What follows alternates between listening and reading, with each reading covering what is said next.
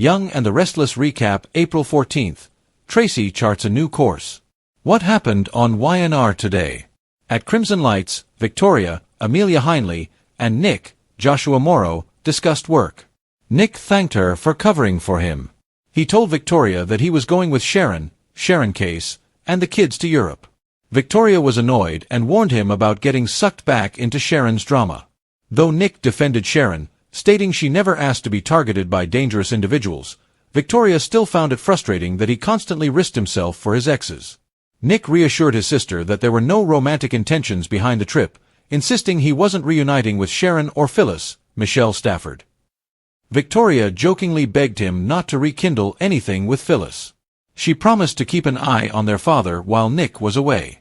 Aftermath. Meanwhile, at Society, Sharon and Phyllis shared an unexpectedly civil conversation. They hoped Martin, Christopher Cousins, would rot in prison.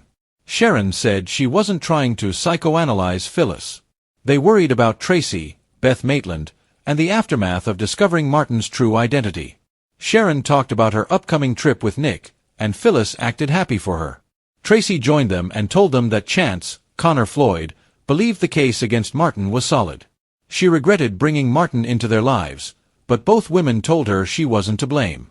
Phyllis asked Traci about when she realized Alan was Martin, but Sharon accused Phyllis of looking for someone to blame. Traci admitted she had been completely taken in by Martin's false persona and was ashamed she'd fallen in love with a lie. Sharon explained Martin had probably targeted them to prove his superiority over Alan. Phyllis admitted that knowing his identity hadn't helped her heal. Sharon encouraged Traci to focus on her own healing and asked if she had support.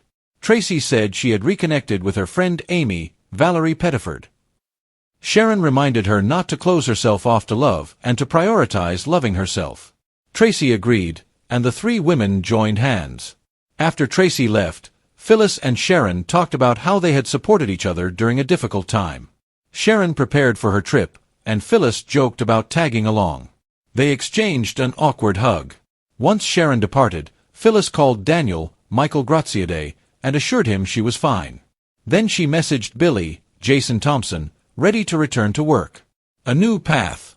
At the GCAC, Diane, Susan Walters, and Jack, Peter Bergman, talked about how they had missed the signs of Martin's deception. Diane was frustrated he kept her in the dark, but Jack defended his decision. She said his secrecy had left her vulnerable.